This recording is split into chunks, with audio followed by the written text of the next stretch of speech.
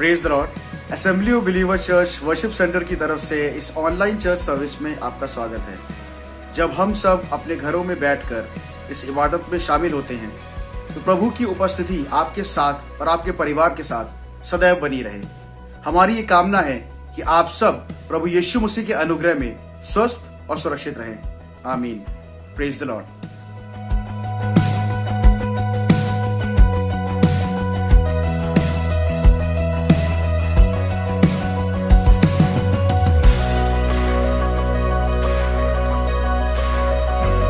Praise Lord.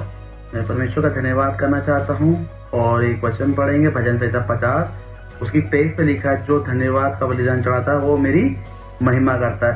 सच में परमेश्वर ने हम सबको संभाल के रखा है, हर एक मुसीबत से बचा के रखा है। हम उसको कुछ दे नहीं सकते हैं, वरन धन्यवाद का बलिदान प्रभु में चढ़ा सकते हैं। खुदा यीशु का धन्यवाद, धन्यवाद, तेरा धन्यवाद, स्तुति, धन्यवाद,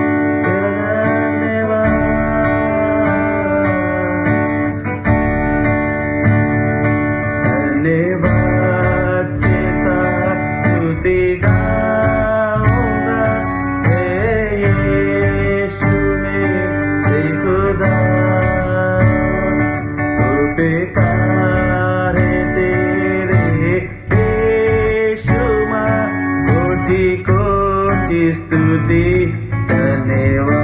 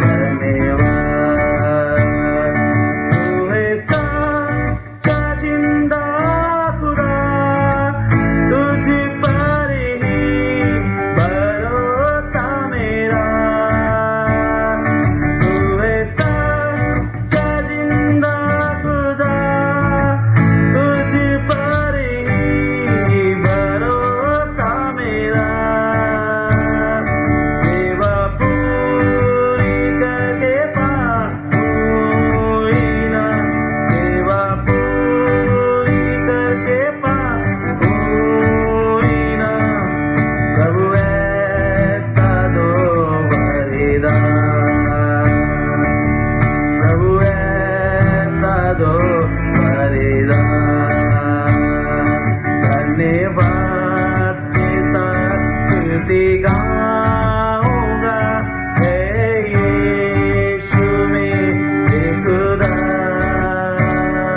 तू बेकार है तेरे यीशु माँ, कोटि कोटि स्तुति, धन्यवाद।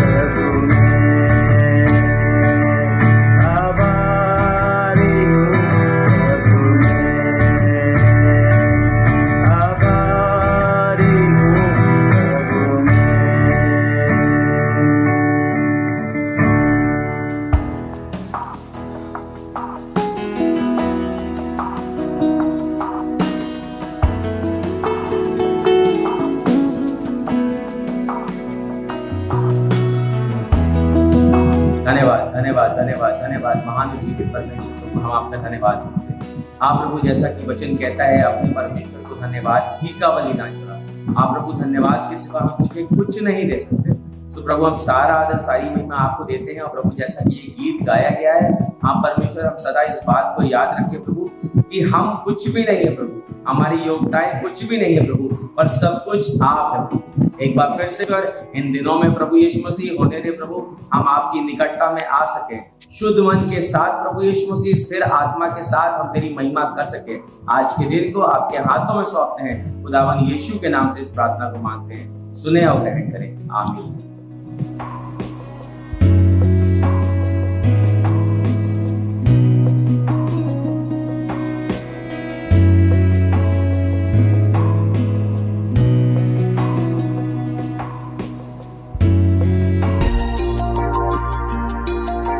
मांगने से ज्यादा,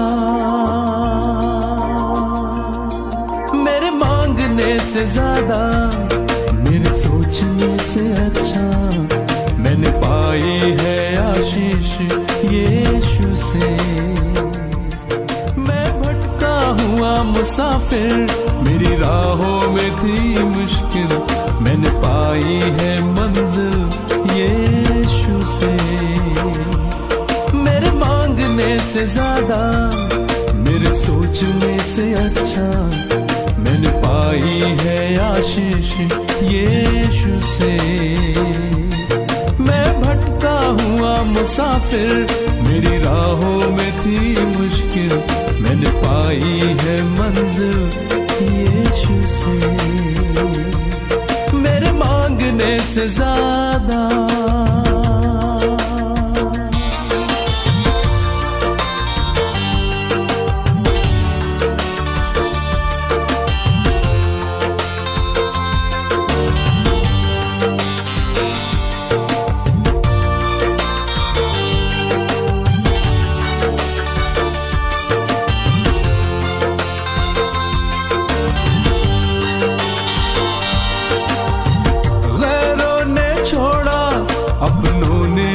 ठुकराया, वीरान थी जिंदगी,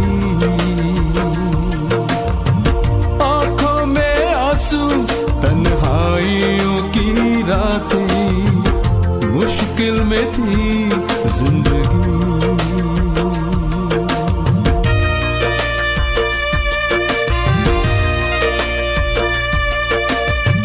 गैरों ने छोड़ा, अपनों ने भी ठुकराया, वीरान थी जिंदगी, आंखों में आंसू, तन्हाइयों की रातें, मुश्किल में थी जिंदगी। तूने अपना लहू बहाया, गुनाहों को मेरे धोया, मैंने पाई है माफी यीशु से। मैं भटका हुआ मुसाफिर, मेरी राहों में थी मुश्किल, मैंने पाई है मंजिल यीशु से। मेरे मांगने से ज्यादा,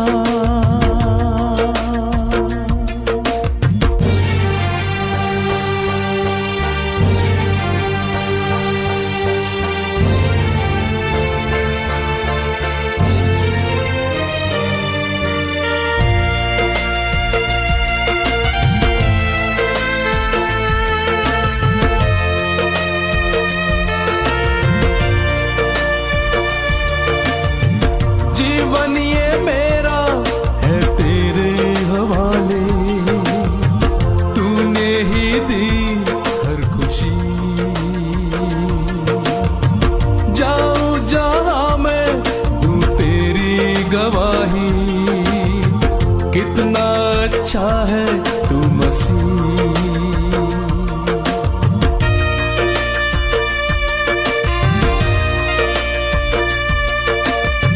जीवन ये मेरा है तेरे हवाले, तूने ही दी हर खुशी। जाऊं जहां मैं दूं तेरी गवाही, कितना अच्छा है तू मसीह। तूने बाहें फैलाई, मुझको दे दी चंगाई, मैंने पाई है शांति यीशु से। मैं भटका हुआ मुसाफिर, मेरी राहों में थी मुश्किल, मैंने पाई है मंजिल यीशु से। मेरे मांगने से ज्यादा, मेरे सोचने से अच्छा, मैंने पाई है आशीष यीशु से। मैं भटका हुआ मुसाफिर, मेरी राहों में थी मुश्किल, मैंने पाई है मंजिल यीशु से।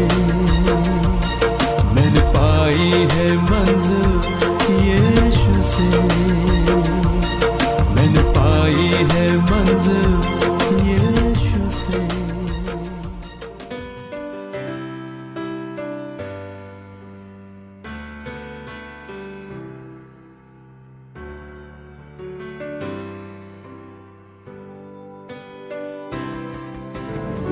खुदावंद यीशु मसीह के नाम में आप सबको जय मसीह की। मैं प्रभु की महिमा में आप सबके सामने गीत गाना चाहूँगा। उससे पहले मैं पढ़ूँगा इब्रानियों उसका 13 और 8। इब्रानियों 13 और 8, इसमें कुछ इस प्रकार लिखा है, यीशु मसीह कल, आज और युगानुयुग एक सा है। हमारी परिस्थितियाँ शायद बदल जाए, हमारे हालात शायद बदल जाए, हमारा प्रेम शायद बदल जाए, लेकिन मैं धन्यवाद करता हूँ उस यीशु मसीह का प्रेम हमारे लिए कभी नहीं बदलता। इस अच्छे गीत को सुनेंगे। इस गीत शायद आपके लिए नया होगा, लेकिन मैं परमेश्वर की महिमा के लिए इस गीत को गाना चाहूँगा।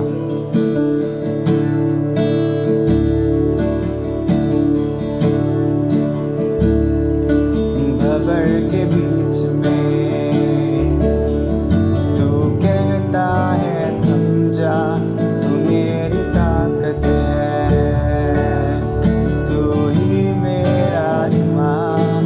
भंवर के बीच में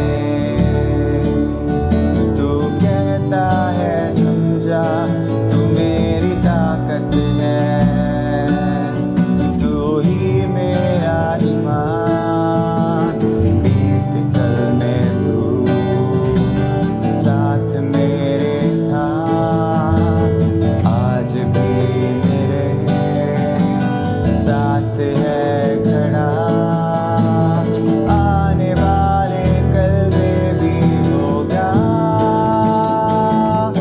उठते हुए तूफानों में तू ही मेरी चट्टान। बढ़ती हुई लहरों पे तेरे कदमों के निशान। उठते हुए तूफानों में तू ही मेरी चट्टान। बढ़ती हुई लहरों पे तेरे कदमों के निशान। बीमारियों में तू कहता है उठ जा, यहोवा राफा, तू ही मेरी शिफा। बीमारियों में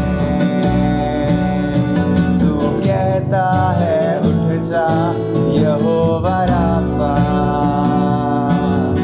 तू ही मेरी शिफा।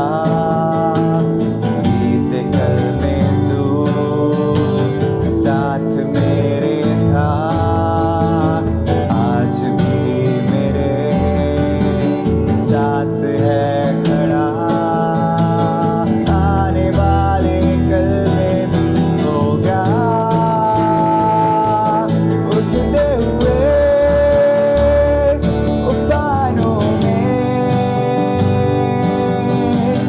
तू ही मेरी चट्टान। बढ़ती हुई लहरों पे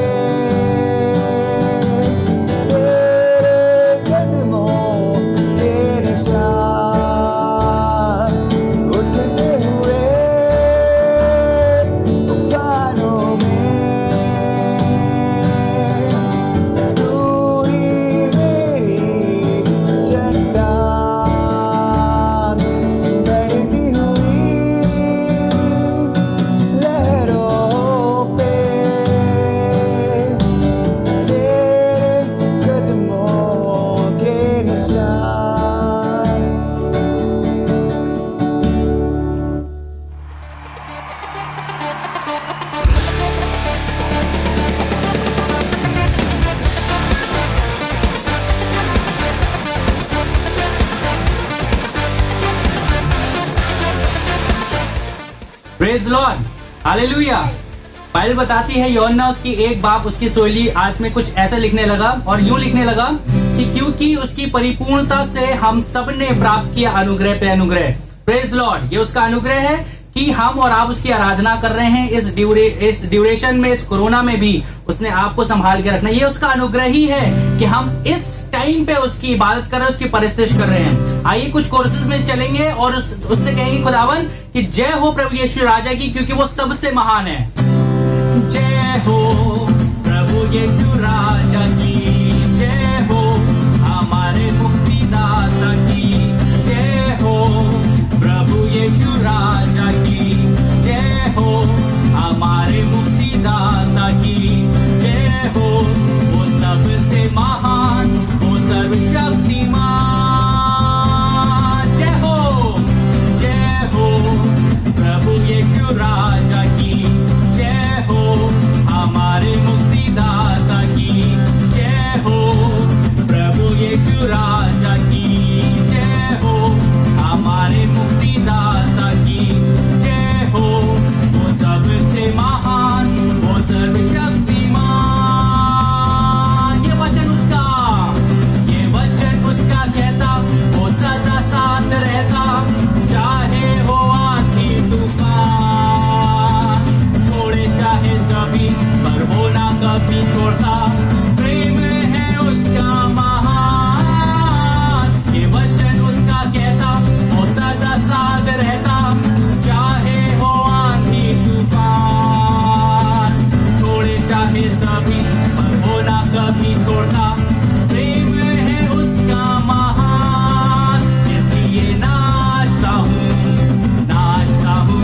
हाथ उठाता हूँ, यीशु ने जय दी है मुझे, महिमा में उसकी गाता। जय हो प्रभु यीशु राजा की, जय हो हमारे मुक्तिदाता की, जय हो वो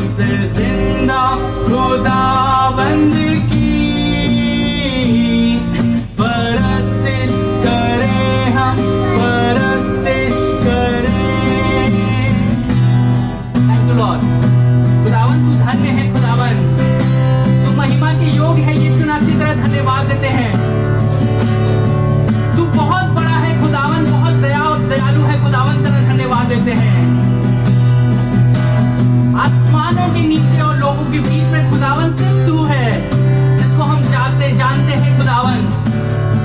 तेरा धन्यवाद देते हैं खुदावन।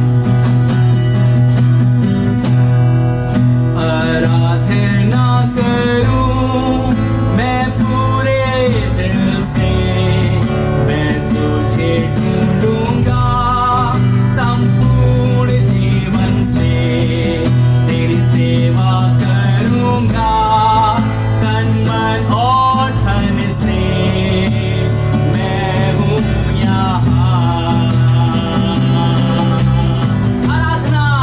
आराधना करूं मैं पूरे दिल से, मैं तुझे ढूंढूंगा संपूर्ण जीवन से, तेरी सेवा करूंगा तन मन और धन से। हम हैं यहाँ, हम हैं यहाँ, हम हैं यहाँ, हम हैं यहाँ प्रभु, हम हैं यहाँ प्रभु, हम हैं यहाँ प्रभु, हम हैं यहाँ। Here I am, and here I am, oh Lord, here I am, oh Lord, here I am, oh Lord, here I am.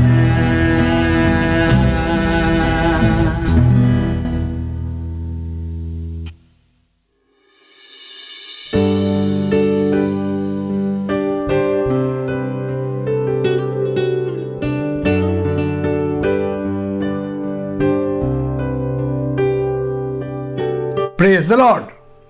आज बहुत खुश हैं आपके साथ संगति रख के, और अच्छी प्रेज वर्शिप में खुदा ने बड़ी बरकत दी है हम सबको। यीशु मसीह ने कहा संसार में तुम्हें बड़ा कलेश होता है,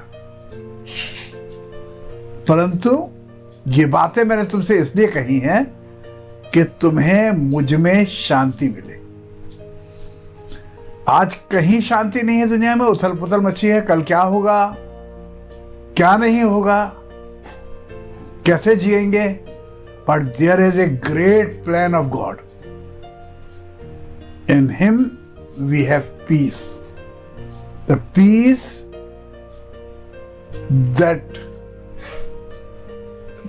that passeth all understanding।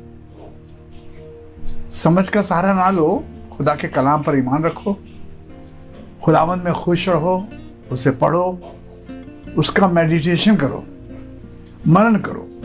आप में से बहुतों ने बहुत अच्छा पढ़ा है। अभी तक जितने प्रोग्राम हमारे ऑनलाइन पर चर्च में हुए हैं, चर्च के प्रोग्राम खासतौर से बहुत अच्छे हैं।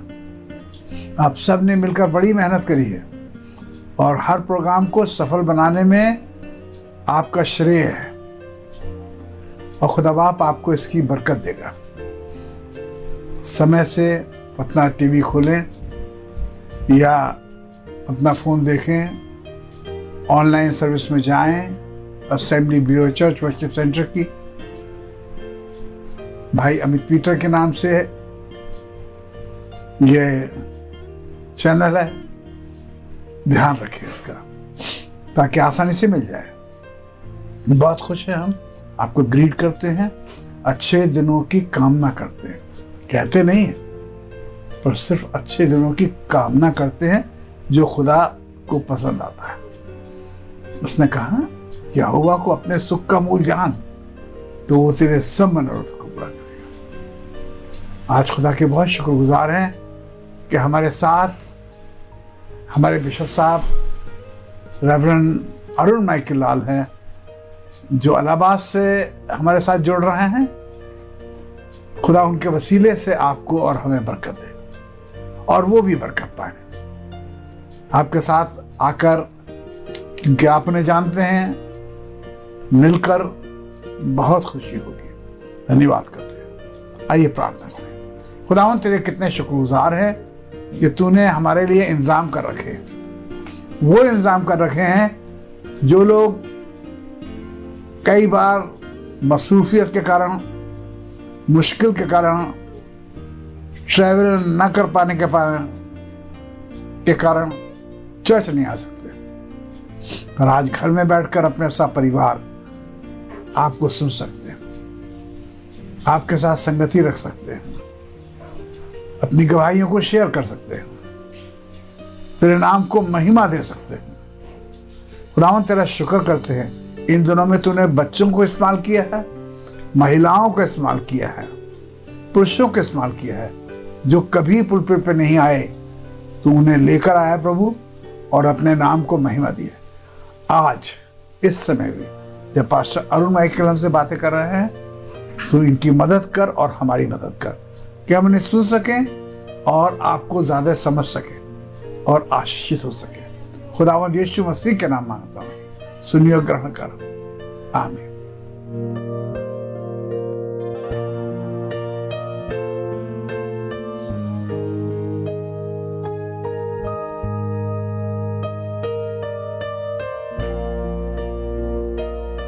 Praise the lord. प्रभु यीशु मसीह के नाम में एक बार फिर से सबको जय मसीह की। और ये मेरी खुशनसीबी है कि मैं आपसे बात कर सकूं और आपको ये बताना चाहता हूं कि मैं और खुशनसीबी समझता हूं कि अपने गुरु की कलीसिया में, अपने टीचर रेवरेंड जगदीश दास की कलीसिया में मैं शेयर कर सकूं।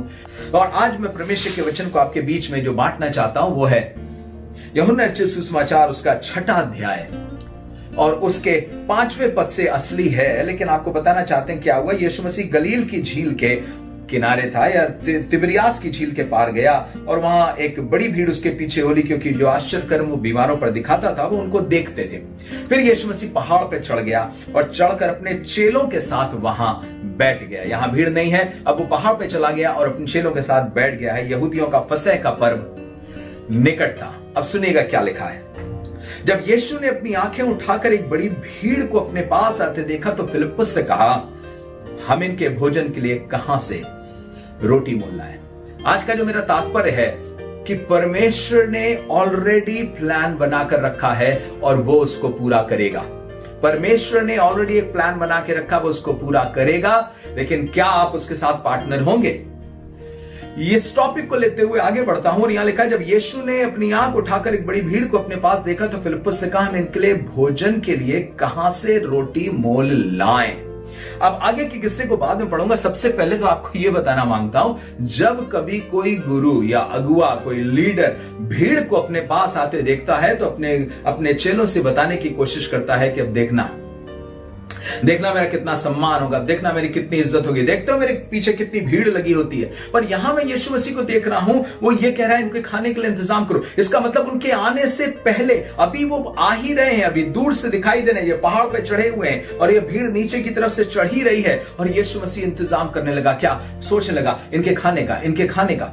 मुझे ऐसा लग रहा है मेरा गुरु एक ऐसा गुरु है, मेरा उद्धार करता एक ऐसा उद्धार करता है, इससे पहले कि मैं उसके पास पहुंचूं, इससे पहले कि मेरी आवश्यकता को मैं अपनी जुबान से बोलूं, उसे मालूम है मेरी क्या आवश्यकता है। उसे मालूम है कि मैं किस दौर से गुजर रहा हूं, उसे मालूम है ये कैसी भीड़ है, फसह के पर्व के लिए तैयारी कर रही है और शायद यरूशलेम की तरफ चलने वाली भीड़ है। और ये भीड़ अपने लिए भोजन का पूरा इंतजाम तो करके नहीं रखी होगी, उसने पहले से सोच करके रखा, प्लान करके रखा। मैं आपको बताना मानता हूं, इससे पहले कि आप यीशु मसीह के पास आ करके बोलें कि मुझे प्रभु इस चीज की आवश्यकता है, बाइबल में लिखा वो जानता है कि तुम्हारी क्या आवश्यकता है। सबसे पहले तो आपको बताना चाहता हूं, he has already made a plan। उसने आपके पास आने से, आप उसके पास आए इससे पहले से एक योजना बना रखी है। इससे पहले कि आप उसके पास आके कहें, प्रभु मुझ पर दया कर, मेरी ये समस्या, मेरी ये समस्या, मेरी ये समस्या, मेरी ये समस्या, मैं आपको बताना मांगता हूं उसने उससे पहले से प्लान बना के रखा है। क्या आपको मालूम है मनुष्य के उद्धार की योजना कब से बना के रखी? उसने उद्धार की योजना उसने जगत की उत्पत्ति के पहले से बना करके रखी है, क्योंकि परमेश्वर का वचन पतरस में बताता है कि उसका निकलना तो आदि से होता चला आया है। ये जगत की उत्पत्ति से जाना गया मेमना है। स्वर्गदूत उसके बारे में जानते थे, परमेश्वर पिता का पूरा प्लान था कि ऐसा ही होगा। और इब्रानियों की पुस्तक में ऐसा लिखा हुआ, देख मैं आ गया हूं, जैसा मेरे विषय में पुस्तक में लिखा है वैसा ही हो। इसका मतलब ये वही है जिसके विषय में पुस्तक में लिखा हुआ था। ये बहुत पहले से इसने एक योजना बनाई थी जगत के उद्धार की। यीशु मसीह की कुर्बानी एकदम से आदम के पाप करने के बाद उसने सोचा अब क्या करूं, अब क्या करूं, अब क्या करूं, अरे बाप रे इसने तो गलती कर दी। ऐसा नहीं था, उसने पहले से सोच करके रखा हुआ था। इसीलिए इफिसियों पहला अध्याय उसके 4 पद में ऐसा लिखा है, उसने हमें जगत की उत्पत्ति से पहले प्रभु यीशु मसीह में चुन लिया कि हम उसके प्रेम में पवित्र और निर्दोष हो। इसका मतलब उसने जगत की उत्पत्ति से पहले एक प्लान बनाया कि हमें निर्दोष करेगा परमेश्वर अपने प्लान के द्वारा, अपने प्रेम के द्वारा। अर्थात प्रभु यीशु मसीह इस पृथ्वी पे परमेश्वर का प्रेम दिखाएगा, जिसके कारण हम निर्दोष हो जाएंगे, जिसके कारण हम निष्कलंक बनने लगेंगे, जिसके कारण हम पाप से छूटने लगेंगे। और ये योजना कब की थी? ये जगत की उत्पत्ति से पहले की योजना थी। जब आप देखते हैं परमेश्वर ने जो कुछ पृथ्वी पर किया है, ये बहुत पहले से उसकी योजना थी। उसने इब्राहिम के लिए पहले से ठान रखा था। क्या ठान रखा था? कि तेरे कुल के द्वारा पृथ्वी के सारे घराने आशीष पाएंगे। तेरे द्वारा, तेरे कुल के द्वारा, तेरे वंश के द्वारा पृथ्वी के सारे घराने आशीष पाएंगे। और आपको मालूम है आज हर एक जन प्रभु यीशु मसीह के द्वारा आशीष पा रहा है। जो इब्राहिम का वंश की बात हो रहा था, इब्राहिम का वंश इसहाक की बात नहीं कर रहा था। हाँ, इसहाक से वो वंश चलेगा, आगे बढ़ेगा, पर वो बात कर रहा था प्रभु यीशु मसीह के द्वारा। क्योंकि आप गलतियों को पढ़ते हैं, तो मैं आपके सामने पढ़ रहा हूं गलतियों की पुस्तक।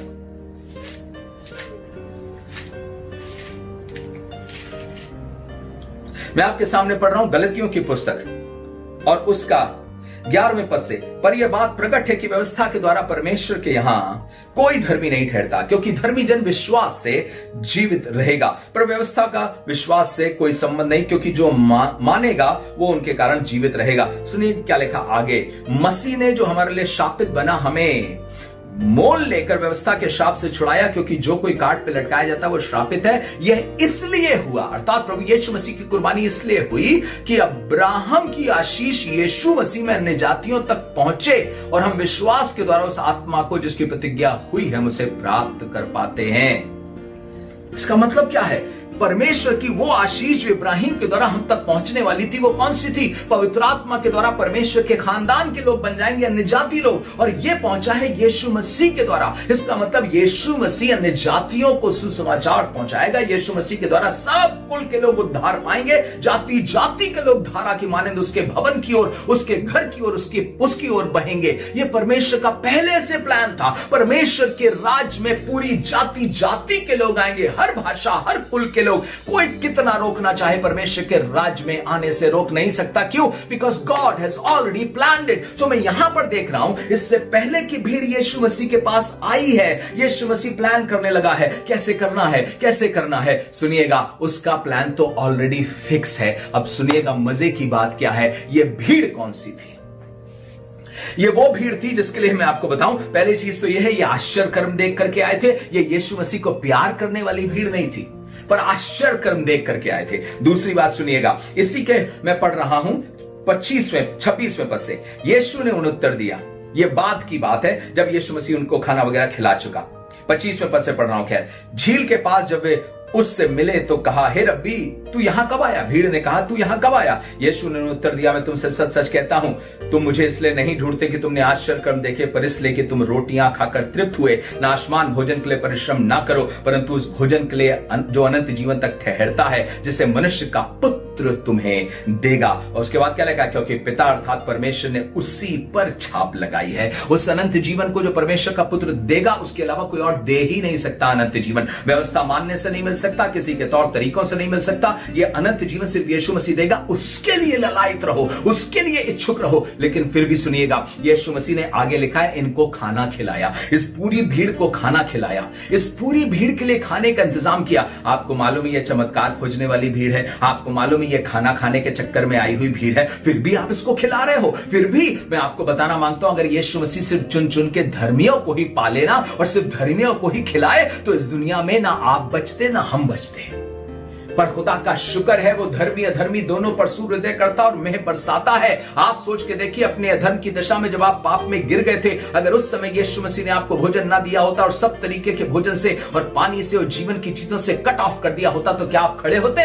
नहीं खड़े होते। खुदा का शुक्र करते हैं, वो सबको पालता है, वो सबको खिलाता है। मैं अपने उद्धारकर्ता यीशु मसीह को जब देखता हूं तो मैं एक ऐसे पिता को, एक ऐसे प्रभु को, एक ऐसे राजा को पाता हूं जो मुझसे प्यार करता है, जिसने मेरे लिए एक योजना बनाई है, ऑलरेडी योजना बनाई है। ऐसा नहीं कि वो योजना बनाएगा, ये उद्धार की योजना उसने पहले से बना करके रखी हुई थी। आपको बताएं, यीशु मसीह को पकड़वाया जाना, यीशु मसीह को क्रूस पर चढ़ा दिया जाना, ये सब क्या था? पहले से 700 साल पहले, यीशु मसीह के आने से 700 साल पहले यशायाह भविष्यवक्ता ने भविष्यवाणी करी थी। क्या वो तुच्छ जाना गया, मनुष्यों का त्यागा हुआ था और हमने उसका मूल्य ना जाना। पर उसने हमारी खातिर दुख सहा, हमारी खातिर कोड़े सहे उसने, और यहोवा ने हम सबों के अधर्म का बोझ उसी पर लाद दिया। आपको मालूम लिखा है, यहोवा को भाया, 10वें पद में लिखा है, यहोवा को ये भाया कि उसे कुचले। ये उसका प्लान था पहले से। इसका मतलब ये परमेश्वर पिता की योजना थी कि यीशु मसीह के दुख उठाने के द्वारा सारा जगत उद्धार पाएगा। आपसे भी कहना मांगता हूं, आपकी गलती के बाद परमेश्वर सोचता नहीं अच्छा अब क्या करूं, अब क्या करूं। या आप पैदा हो जाते हैं उसके बाद ये नहीं सोचता अब क्या करूं, या आप दुआ करना शुरू करते तब से ये नहीं सोचता अच्छा अब क्या करूं। अरे आपके दुआ करने से पहले उसने योजना बना करके रखी है, आपके सोचने से पहले उसने योजना बना के रखी है। मेरे पास और आपके पास एक ऐसा प्रभु है जो प्रेमी परमेश्वर है। प्रेम इससे सीखा जा सकता है। प्रेम की क्या बताएं, अथाह खान है ये, प्रेम का अथाह गहरा सागर है ये। इससे बढ़ करके प्रेम कहीं और देखा नहीं जा सकता। इससे अच्छा एग्जाम्पल संसार का कुछ और हो ही नहीं सकता। मैं इसीलिए कहता हूं ये चलता फिरता परमेश्वर का राज्य है, अर्थात परमेश्वर की पूरी 100% आज्ञाएं अगर कहीं पूरी होती हैं तो सिर्फ यीशु मसीह में पूरी होती हैं, और यीशु मसीह उस राज्य को मुझे गिफ्ट के रूप में देता है। इसीलिए बाइबल में लिखा है, छोटे जुन मत डर, क्योंकि तेरे बाप को यह भाया कि राज्य तुम्हें दे। तुम अचीव नहीं करते, तुम लड़ करके हासिल नहीं करते, हालांकि तुम्हें जोर लगाना पड़ता है, पर फिर भी ये बाप ने ठहरा रखा है कि तुम्हें दे, और बाप ने जो ठहरा रखा वो मेरे पास जरूर आएगा, उसे कोई छीन नहीं सकता। हालेलुया। यीशु मसीह ने यूहन्ना 10वें अध्याय में क्या बोला था? मेरे बाप ने जो मेरे भेड़ें मुझे दी उनसे कोई मुझे छीन नहीं सकता। मेरी भेड़ें मेरे हाथ में हैं और कोई उन्हें मुझसे छीन नहीं सकता। मैं उस यीशु मसीह के हाथ में हूं जो परमेश्वर की योजना के तहत भेजा गया, और मुझे यह बताने के लिए यीशु मसीह आया कि तुम्हारे लिए बाप ने पहले से एक योजना बनाई थी। सोच के देखिए, आप किसी के पास जाते हैं, अपने बॉस से पूछते हैं, बॉस आपने कुछ मेरे लिए सोचा है, मेरे इंक्रीमेंट के लिए सोचा है। शायद अपने मम्मी पापा से आप ये पूछते हैं कि मेरी शादी के लिए कुछ सोचा। आपको लगता है कोई सोच ही नहीं रहा है, और ऐसा होता भी है, शायद कोई आपकी चिंता ही नहीं कर रहा है। पर अगर आपको ऐसा लग रहा कोई चिंता नहीं कर रहा, मैं आपको ये खुशखबरी देने के लिए आया। उससे पहले कि आप यीशु मसीह के पास चल करके उस पहाड़ पर आओ, उसने पहले से प्लान करके रखा, पहले से बात कर रहा है कि इनके लिए क्या किया जाएगा, इनको कैसे खाने से तृप्त किया जाएगा। आपके आने से पहले, आपके ढूंढने से पहले उसने आपको ढूंढा है। सुनिएगा, वो भेड़ कहीं नहीं थी जो खोजने गई थी, क्योंकि भेड़ खोज भी नहीं सकती थी। आप बोलेंगे बेटा तो लौट करके आया था। अरे बेटा लौट करके इसलिए आया था, सुनिएगा, और घर तक इसलिए पहुंचा क्योंकि बाप दौड़ करके उसे गले लगा चुका था। अगर बाप दौड़ करके ये कहता तू यहां से निकल जा, तो बेटा लौट के भी नहीं आ सकता था। और लौट के भी इसलिए आया था क्योंकि उसने कहा मेरे बाप के घर में। इसका मतलब उसे बाप की मोहब्बत खींच के लाई थी और कुछ नहीं खींच के लाया था। इस संसार में अगर बाप ही मोहब्बत करने वाला ना हो, इस संसार में अगर बाप की मोहब्बत ही मुझे ना खींचे, तो मैं बाप के पास नहीं आ सकता। इसीलिए श्रेष्ठ गीत के पहले अध्याय में लिखा, मुझे खींच ले, हमें खींच ले, हम तेरे पीछे दौड़ेंगे। हम उसके बगैर खींचे, हम उसके पीछे दौड़ भी नहीं सकते। आपको मालूम है, यूहन्ना 15वें अध्याय के 16वें पद में लिखा, तुमने मुझे नहीं चुना है, वह मैंने तुम्हें चुना है। यूहन्ना 6वें अध्याय में यीशु मसीह शास्त्री फरीसियों से बात कर रहा है और कह रहा है, तुम्हें मालूम है ना, कोई मेरे पास आ नहीं सकता जब तक पिता जिसने मुझे भेजा है उसे खींच न ले। मैं आज जो यहां पर खड़ा हूं यीशु मसीह के पास, यीशु मसीह का बन करके, आप जो यहां प्रार्थना कर रहे हो, सभा को सुन रहे हो, यीशु मसीह का बन करके, क्योंकि उसने पहले से आपको खींच करके रखा है। आप उसके खींचे हुए यहां पर चले आए हो। हालेलुया। ये मेरी योजना से पहले उसकी योजना थी, मेरी हां से पहले उसकी हां थी, मेरी रजामंदी से पहले उसकी रजामंदी थी। और आपको बताऊं, मेरे विश्वास से पहले उसका अनुग्रह था। उसके अनुग्रह के बगैर तो मैं विश्वास भी नहीं कर सकता था। आपको क्या लगता है विश्वास अपने आप में काफी है? विश्वास अपने आप में बिल्कुल काफी नहीं है। लोग पता नहीं विश्वास के लिए क्या क्या बोलते हैं, पर मैं आपसे कहना मांगता हूं, अगर आप मुझ पर विश्वास करेंगे तो क्या मैं पूरा कर पाऊं? क्या मैं उड़ करके दिखा पाऊंगा? मेरे पास वो क्षमता ही नहीं है। आपके विश्वास पे खड़े उतरने की क्षमता ही नहीं है। विश्वास भी तब होता है जब किसी में हम कुछ क्षमता देखते हैं। जीवते परमेश्वर पर लोग विश्वास इसलिए करते हैं क्योंकि उसमें स्वर्ग और पृथ्वी का सारा अधिकार पाया जाता है। वो राजाओं का राजा, प्रभुओं का प्रभु, उसके पास किसी चीज की कमी नहीं है। वो मनुष्यों को यूं खिलाता है, चिड़ियों को पालता है, वो जानवरों को पालता है। हजारों पहाड़ के सारे जानवर उसके हैं और उनको पाल करके आज भी बढ़ाता है। इसलिए आप उस पर भरोसा करते हैं। आप इसलिए भरोसा करते हैं क्योंकि आपने सुना है कि उसने क्या क्या कर दिया है। उसने लाल समुद्र में क्या किया, फिरौन के साथ क्या किया, यीशु मसीह की लाइफ में क्या किया, यीशु मसीह के द्वारा क्या किया। इसलिए आपको विश्वास जागा है। यह विश्वास अपने आप से मेरे अंदर नहीं जागता है। विश्वास जागता है कर्मों की आवाज को सुन करके। विश्वास जागता है उसकी कथा को सुन करके। विश्वास जागता है क्रूस की कथा सुन करके। विश्वास जागता है उसके पुनरुत्थान की सामर्थ की बात सुनने के बाद। मुझे विश्वास जागता है कि वो जो खुद मुर्दों में से जी उठा है, मेरी मुर्दानगी को बदल करके नया कर सकता है, मुझ में जिंदगी डाल सकता है। इसलिए मेरे अंदर विश्वास जागता है। इसलिए मेरे अंदर विश्वास जागता क्योंकि कोई प्रतिज्ञा को पूरा करके कह करके पूरा करने वाला है। इसलिए मेरे अंदर विश्वास जागता है। मेरे अंदर इसलिए विश्वास जागता है क्योंकि कोई मुझसे कह रहा है, मैं तुझे कभी नहीं छोड़ूंगा, मैं तुझे कभी नहीं त्यागूंगा। इसलिए मेरे अंदर विश्वास जागता है। विश्वास अपने आप से एकदम से नहीं आ गया मेरे अंदर, सुनने के बाद विश्वास आया है। आपने रोमियो 10वां अध्याय पढ़ा होगा, 15 से लेकर 17वें पद तक विश्वास के बारे में बात करते हुए, बल्कि 10 से आगे पूरा विश्वास के बारे में, कन्फेशन के बारे में बात करने लगा। और 17 में आके कहने लगा विश्वास सुनने से, और सुनना कहानियों से ना, मसीह के वचन, मसीह के क्रूस की कथा, मसीह के पुनरुत्थान की कथा, मसीह के सामर्थ की कथा, मसीह के प्लान की कथा, मसीह के राज्य की कथा। जब ये कथा हम सुनते हैं तो हमारे अंदर विश्वास जागता है। तब ये विश्वास जागता है, काम शुरू होता है। आपसे कहना मांगता हूं, ये उसने पहले ही कर दिया है। उसके पास पहले से योजना है। मैं दिल से आपसे निवेदन करता हूं, अगर मैं संदेश यहीं पे खत्म कर दूं तब भी मुझे लगेगा पूरा हो गया। अगर आपके दिमाग में ये, दिल में ये बात बैठ जाए, मेरे पैदा होने से पहले मेरे बाप ने मेरे लिए प्लानिंग कर दी है। आदम इससे पहले कि तू बने, तेरे लिए पेड़ बन चुका है, सब चीजें बन चुकी हैं, ताकि इन सब के द्वारा तू परमेश्वर को जलाल दे सके। ये सब कुछ पहले से परमेश्वर ने तैयार कर दिया है। अब आपसे एक सवाल पूछना मांगता हूं, आपका बच्चा जब स्कूल जाता है, मुझे बताइए, जब वो उठ करके मम्मी से कहता है मम्मी अपने आप में तैयार हो गया हूं, अब मैं नाश्ता क्या करूंगा, तब माँ उठ करके नाश्ता बनाती है, या माँ पहले उठ करके नाश्ता बना के तैयार करती थी, अपने बच्चे को उठाती, नहलाती धुलाती, तैयार करती, स्कूल से भेजती उसको। आप बताइए, बच्चा पैदा होने के बाद क्या वो कहता है, रिक्वेस्ट करने लगता है आकर के कि मेरे खाने का कोई इंतजाम है या नहीं है? या मां के स्तन में पहले ही दूध आ जाता है? जी हां, पैदा करते ही मां के स्तन में दूध होता है पहले से। किसने तैयारी करी? जीवते परमेश्वर ने तैयारी करी। और आपसे कहना मांगता हूं, वो परमेश्वर जो आपका पिता है और आपके माता से बढ़ करके आपसे प्रेम करता है, उसके स्तन में आपके लिए दूध है, अर्थात उसके पास आपको खिलाने और तृप्त करने के लिए सब कुछ पाया जाता है। इससे पहले कि आप बोले उसके पास है। जैसे ही आप बोलते हो वो आपको सप्लाई कर देता। हमें लगता है मेरे बोलने से मिला है, ना, मेरे बोलने से पहले उसने सप्लाई तैयार कर रखा था। वो तो वेट कर रहा था कि जैसे ही मैं विश्वास करूं और विश्वास के द्वारा मैं उसको पिता से प्राप्त कर सकूं। परमेश्वर के लोगों, मैं आपसे कहना चाहता हूं, उसके पास एक योजना है। इसलिए सुनिएगा, 5वें पद में लिखा है, उन लोगों के लिए भी योजना है जो उसको प्यार नहीं कर रहे हैं। उन लोगों को योजना है जो उसके प्रति कमिटेड भी नहीं है कि उसको फॉलो करेंगे भी कि नहीं करेंगे। आपको मालूम है 5-5 हजार की भीड़ खाना खा करके गई, लेकिन कमिटेड नहीं हुए, पर फिर भी उसने खाना खिलाया, और 2-2 बार खाना खिलाया।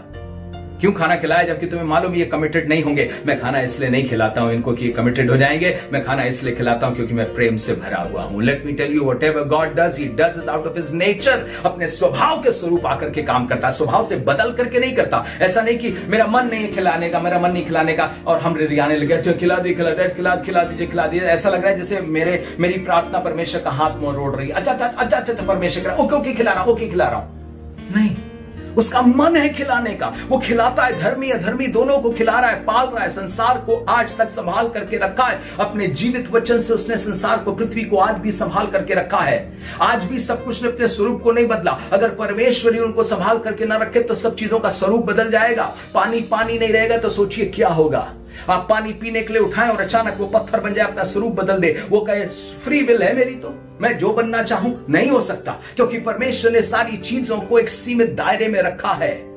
क्यों? क्योंकि वो संभाल करके रखता है सब चीजों को। अगर सोच के देखिए, पेड़ फल ना देने लगे तो क्या होगा? अगर खेत अनाज ना देने लगे तो क्या होगा? अगर जमीन फलदाई ना होने लगे तो क्या होगा? सोचिए। उसने सब चीजों को संभाल के रखा अपने सामर्थ के वचन के द्वारा, और इसलिए कह रहा I have a plan for you, मेरे पास तुम्हारे लिए भी एक योजना है। वो जो तुम मुझसे प्यार नहीं करते, वो जो मेरे प्रति कमिटेड नहीं हो, मैं तुमसे भी प्यार करता हूं, और इसलिए मैं आपसे कहना मांगता हूं, वो जो आपसे इतना प्यार करता है, आपके नॉन कमिटमेंट के बावजूद आपको प्यार करता है, तो सोच के देखिए जब आप उसके निकट आ जाएंगे तो क्या मजा आपको आएगा उसकी उपस्थिति में। अपने बाप से मिल जाने का, अपने प्रेमी से मिल जाने का जो मजा आएगा, मैं आपको बताना मांग रहा हूं, ये उसी को पता चलेगा जो उसे मिल चुका है। My gospel is nothing but God. मेरा सुसमाचार कुछ भी नहीं पर परमेश्वर है। परमेश्वर ही मेरा सुसमाचार है। परमेश्वर, परमेश्वर और परमेश्वर, यीशु मसीह और यीशु मसीह ही सुसमाचार है। और इसलिए यहां पर लिखा हुआ है परमेश्वर के वचन में, चलिए आगे बढ़ता हूं, लिखा है यीशु ने अपनी आंखें उठाकर उस बड़ी भीड़ को देखा, अपने पास आते देखा तो फिलिप्पुस से कहा, इनके भोजन के लिए कहां से रोटी मोल लाएं। आज के जमाने के लीडर होते तो कहते देखो बड़ी भीड़ आ रही है, आज ऑफरिंग भी गजब की आएगी, बड़ी भीड़ आ रही है, देखना आज मैं गजब का प्रचार करूंगा, कांग्रेगेशन चर्च की बढ़ जाएगी। पर ये यीशु मसीह कुछ नहीं, मेरे पास स्वार्थ के लिए कोई योजना नहीं है। मेरे पास योजना है ताकि तुम्हें तृप्त करके घर भेज सकूं। मेरे पास योजना है ताकि तृप्त करके तुम्हें पर्व में भेज सकूं। मेरे पास एक योजना, I have a plan for you. और सुनेगा क्या लिखा हुआ है, चलिए आगे बढ़ते हैं क्योंकि यही मुख्य बात नहीं। आगे लिखा है उसने यह बात उसे परखने के लिए कही। बात किससे कही थी? लिखा है फिलिप्पुस से। और आगे लिखा है क्योंकि वो आप जानता था कि क्या करेगा। वो ये नहीं कह रहा कि वो आप जानता था कि वो कैसे कोशिश करेगा, पर वो आप जानता था कि वो क्या अकम्प्लिश करेगा। तो उसने फिलिप्पुस से क्यों पूछा? मैं रीजन बताना मांगता हूं। क्या आपको मालूम है फिलिप्पुस कैसरिया का ही था, जो फिलिप्पी का उसका गलील का एक पार्ट था, उसी इलाके का था, और ये जहां पर थे वो भी गलील का ही पार्ट था। फिलिप्पी अच्छी तरह से उस इलाके को जानता था, और उसने फिलिप्पुस से पूछा, फिलिप्पुस तुम इन्हें खाने को दो, या हम इनके भोजन के लिए कहां से रोटी मोल लाएं। फिलिप्पुस ने उसको उत्तर दिया, 200 दीनार की रोटी उनके लिए पूरी ना होगी, उनमें से हर एक को थोड़ी थोड़ी मिल जाए, इतना भी नहीं हो पाएगी। इसका मतलब क्या है? जो प्रोविजन हमारे पास दिख रहा है, जो चंदे की थैली में पैसा पड़ा हुआ है, वो इतना नहीं है कि किसी को तृप्त कर सके। एक जन भी तृप्त होकर के नहीं जाएगा। आपसे कहना मांगता हूं, ध्यान से सुनिएगा, अगर मनुष्य की योजना होगी तो चर्च का कोई जन कभी तृप्त होकर के नहीं जाएगा। अगर पादरी की योजना होगी चर्च बढ़ाने के लिए, तो चर्च कभी तृप्त होकर के वापस नहीं जाएगा, चर्च कभी तृप्त होकर के नहीं रहेगा। पर अगर परमेश्वर ने कोई योजना बनाई है और चर्च उस योजना के तहत चल रहा होगा, तो चर्च का एक एक जन तृप्त होगा। हालेलुया। और यहां फिलिप्पुस कह रहा है हमारे पास इतना भी नहीं कि कोई एक जन भी तृप्त हो सके, कि थोड़ी थोड़ी रोटी उनको मिल सके। 200 दीनार, हमारे पास प्रोविजन कम है, हमारे पास चीजें कम है, हमारे पास आशीषें कम है, हमारे पास सब कुछ देने के लिए लोगों के लिए कम है, हमारे पास उतना नहीं है। और यीशु मसीह उसकी तरफ देख रहा होगा, यही तुम्हें परखना मांग रहा था।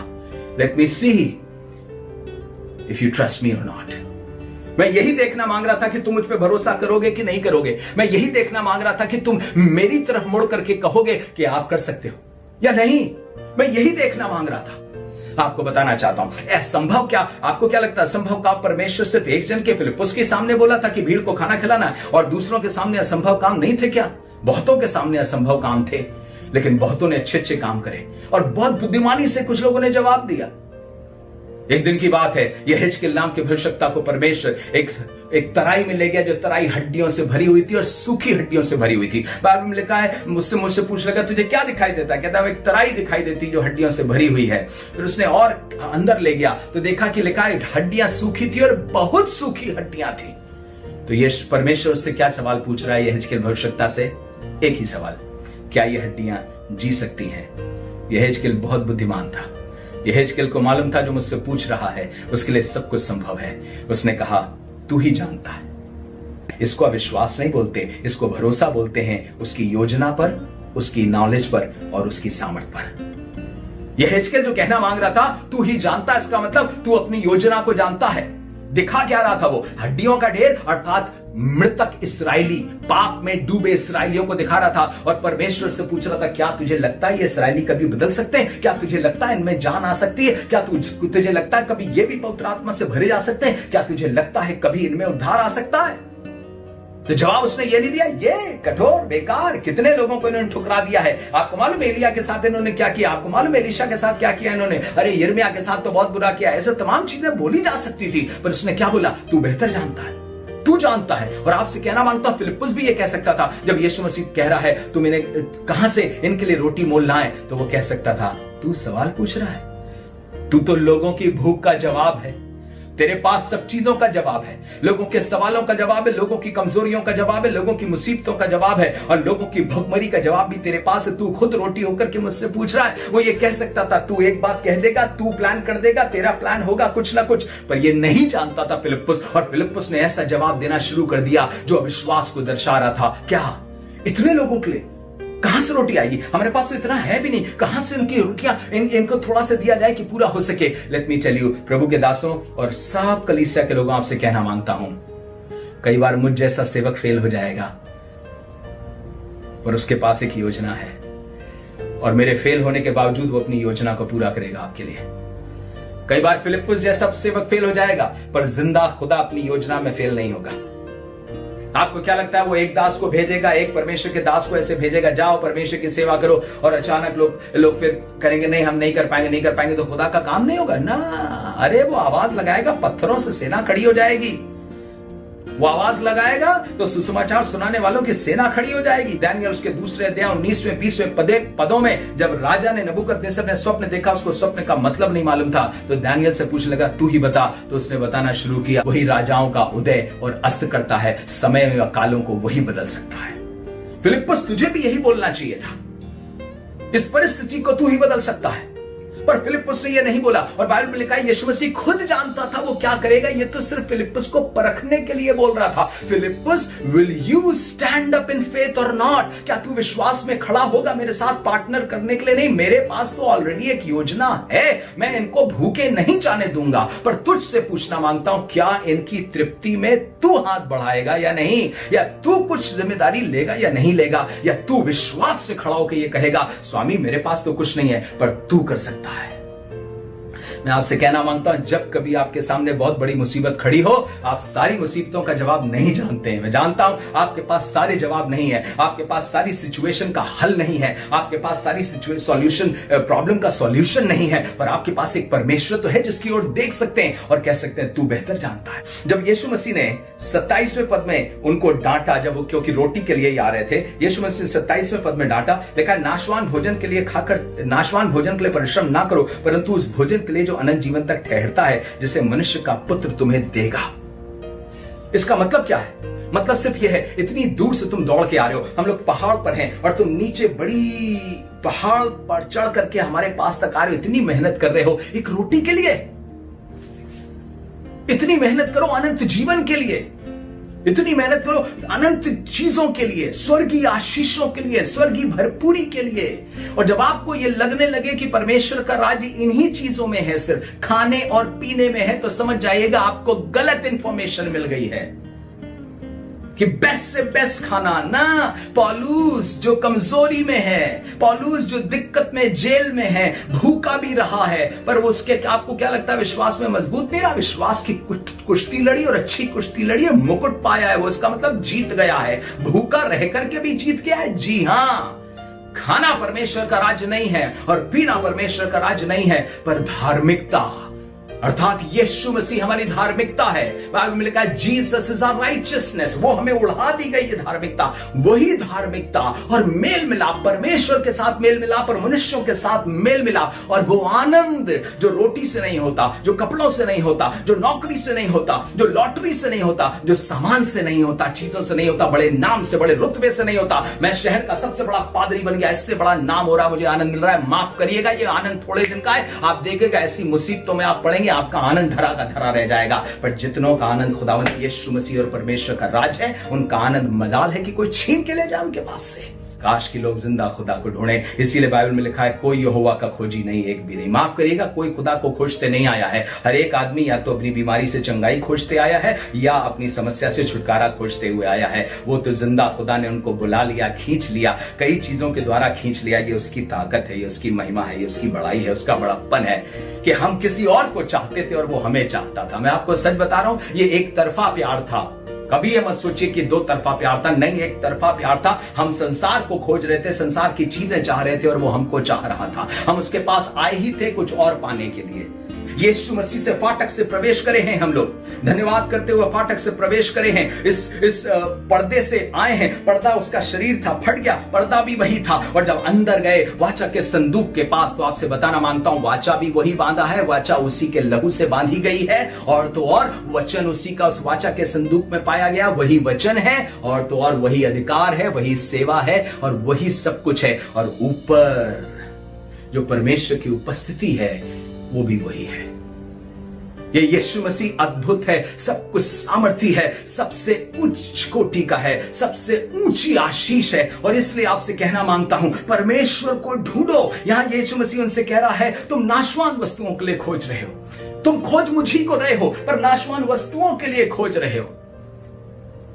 मेरी प्रार्थना है कि आप खोजें यीशु मसीह को, पर यीशु मसीह के पास जाके कहें, सबसे पहले मुझे वो दो जो नाश नहीं हो सकता, सबसे पहले मुझे वो दो जो मुझसे कभी छीना नहीं जाएगा। क्या मरियम को मिल गया है जो उससे कभी छीना नहीं जाएगा? क्या यीशु मसीह ने करोड़ करोड़ की गड्डी लुटा दी उस पर? या उससे वादा कर दिया था कि अब तेरा गरीब घर हटा करके अमीर घर बना दूंगा? क्या उससे वादा कर दिया था कि अब तेरे घर में कोई मरेगा नहीं? क्या ऐसा कोई वादा था? कौन सा उत्तम भाग चुन लिया है? खुदा को चुन लिया है, खुदा की उपस्थिति को चुन लिया है, उसके वचन को चुन लिया है, उसकी रूह को चुन लिया है, उसको चुन लिया है जो उससे कभी छीना नहीं जाएगा। बाकी सब चीजें छीनी जाएंगी। और आपको मालूम उसके बाद क्या हुआ? अंद्रयास गया और एक लड़के को बटोर करके ले आया, बुला करके ले आया, किसी तरह से बात करके ले आया। उस लड़के ने 5 रोटी 2 मछली दी और यीशु मसीह ने सबको खिलाया। इसका मतलब उसने पहले से प्लान कर रखा था। फिलिप्पुस मना करेगा, मुझे मालूम है, मैं उस पर जोर नहीं दूंगा, पर अंद्रयास चुपके से निकल जाएगा और एक बच्चे को लेके आएगा और एक बच्चे के टिफिन से मैं सारी भीड़ को खाना खिला दूंगा। इसका मतलब उसकी योजना सुनिएगा क्या है? उसकी योजना बाजारों से तृप्त करने की नहीं है। उसकी योजना ऐसा नहीं है कि जब बड़े बाजार खुल जाएंगे, इतना आएगा तब तृप्ति होगी। परमेश्वर की योजना एक बालक के द्वारा भी एक बड़ी भीड़ को तृप्त कर देने की है। और इसलिए आपसे भी कहना मांगता हूं, परमेश्वर के लोगों, परमेश्वर के दासों, याद रखिए उसके पास योजना है आपको छुड़ाने की। पर आशा किस चीज की होनी चाहिए? आपके पास आशा होनी चाहिए अनंत चीजों की, अद्भुत चीजों की, ईश्वरीय चीजों की। उसके साथ रहें, उससे मिलें, उससे बातें करें। कलीसिया और दुल्हन दोनों कहती हैं आ। एक दुख की बात बताऊं, बहुत दिनों से कलीसिया ने यह कहना बंद कर दिया है आ, क्योंकि कलीसिया बहुत मशगूल है इस दुनिया के। विश्वास से कदम आगे बढ़ाएं, काम पूरे होंगे। प्रभु आपको आशीष दे। आमीन।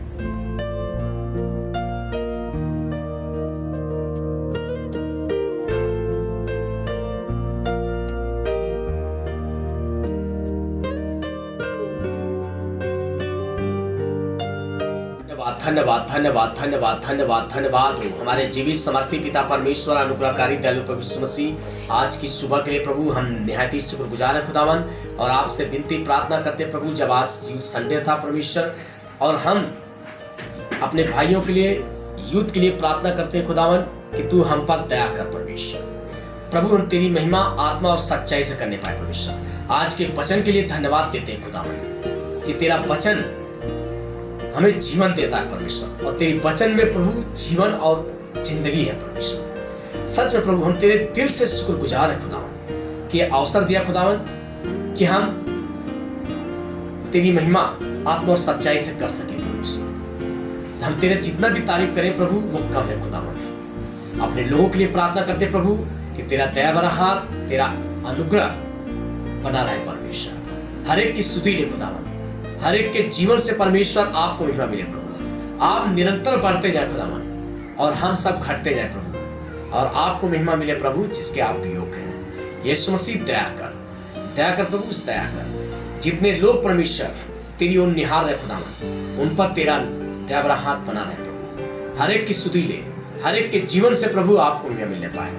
अपने खादिमों के लिए प्रार्थना करते प्रभु कि उन्हें सेहतमंद रख, सही सलामत रख खुदावन, और उनके हर एक परेशानी से, हर एक बीमारी से उन्हें निकाल दे प्रभु, और उन्हें पूरी रीति से चंगाई और स्वास्थ्य दे परमेश्वर। और हर एक मौसम से, हर एक गर्म से प्रभु उन्हें बचा कर रख खुदावन। उन पर तेरा दया भरा हाथ सदैव बना रहे परमेश्वर। प्रभु अपने लोगों के लिए प्रार्थना करते खुदावन कि हमारे लोग जिस कामों में हाथ डाले खुदावन, उनमें उन्हें सफलता मिले परमेश्वर, और निरंतर तुझमें वो उन्नति पे उन्नति करते जाए परमेश्वर। और आपको महिमा मिले प्रभु, जिसके आप योग हैं, क्योंकि आप आदर और महिमा के योग हैं खुदावन। हम आपको दिल से धन्यवाद देते हैं कि आप बढ़ते जाएं, हम सब घटते जाएं। ये हमारी आपसे विनती प्रार्थना है प्रभु। आज की सभा को हम तेरे हाथों में सौंपते हुए हम दुआ को धन्यवाद के साथ आपके बेटे यीशु के नाम में होकर मांगते हैं। इस दुआ को सुने, ग्रहण करें। आमीन जी।